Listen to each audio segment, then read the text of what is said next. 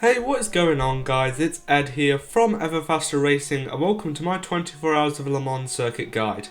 The circuit is also known as the Circuit de la Sarthe after the Grand Prix circuit in Le Mans in 1906. The circuit has gone through many changes and is currently in its 15th configuration since the 24 Hours of Le Mans started in 1923. The changes were mostly to improve the safety of the track as speeds increased and became more dangerous. This circuit is the place of the worst crash in motorsport history, in 1955 killing one driver and 83 spectators. The current circuit is 13.626 km or 8.467 miles long, making it one of the longest tracks in the world and has 38 corners. The circuit holds a mix of street and permanent race course. The race lap record is held by Mike Conway, who set a time of 3 minutes 17.297 in a Toyota Gazoo Racing LMP1 in 2019. The outright lap record is held by Kamui Kobayashi, who set a time of 3 minutes 14.791 in a Toyota TS050 hybrid during qualifying in 2017. This is the car we will be using today, however this car is from 2016. The speed record down the Mulsanne straight is 407 km an hour or 252 miles an hour and was set by Roger Dorchi in a Peugeot WM88 in 1988. Due to the lack of chicanes on the Mulsanne straight during that time, it is unlikely that this record will be broken anytime soon. I will now show you a guided lap of the 24 Hours of Le Mans circuit in a Toyota TS050.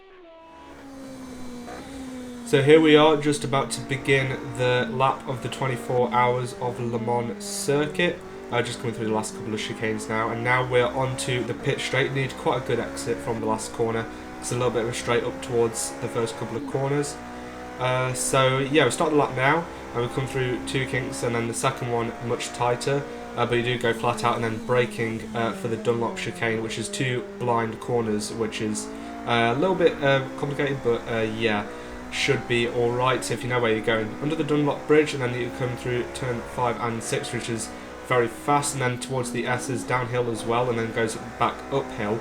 So yeah, very quick through there. And then also you got one of the most important corners, which is Turret Rouge. You need to get this one right, a little bit of the inside curve, then going out wide to gain all that extra speed. And then I'm using the boost now to get as much speed as possible as we come out of the corner, and that's because we're onto the Mulsanne straight, which is one of the longest straights in motorsport pretty much. Although it is dotted with two chicanes, which you do need to get through just to slow the cars down pretty much. So I'm braking at the end of that light green fence there, and you come through three corners which make up the first chicane of the Mulsanne straight. Turn 14, I think the last corner should be flat through there, as you want a really good exit to get onto the probably next bit of the Mulsanne straight. Yeah, as I said, very good overtaking opportunities coming into the two chicanes of the Mulsanne straight, just because of the amount of speed you can get, and also yeah, you can get a lot of slipstream as well. So coming into the second chicane, it's pretty much the same as the first chicane, except it's the other way around.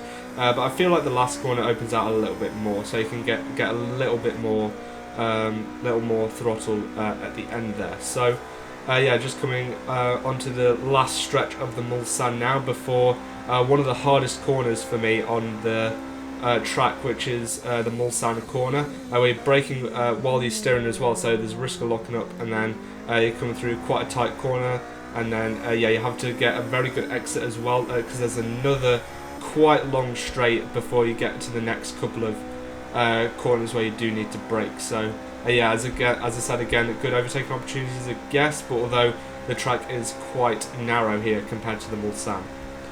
So yeah, here you can also use a little bit of boost if you want to, because the straight is quite long, and then you're coming up towards a very technical corner where you're braking again while you're steering, which is Indianapolis. And yeah, the camber's a little bit okay though, so you can take quite a good speed into there.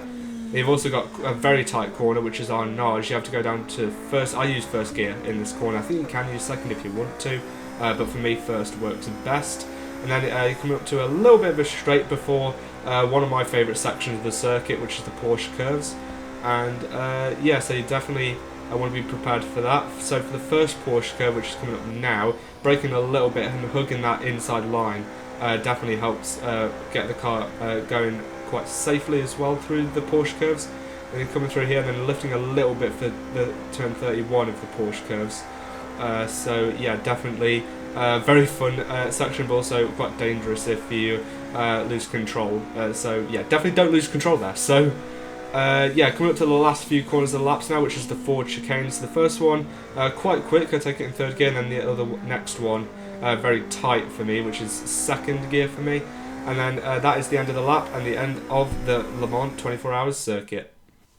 So that's going to end off my 24 hours of Le Mans circuit guide. I hope you guys did enjoy. If you did, make sure to hit that thumbs up and also subscribe if you're new to the channel. And also comment down below any feedback on the video because it'd be really helpful for me. So yeah, that's been enough from me. Hope you enjoyed the video and I'll see you in the next one.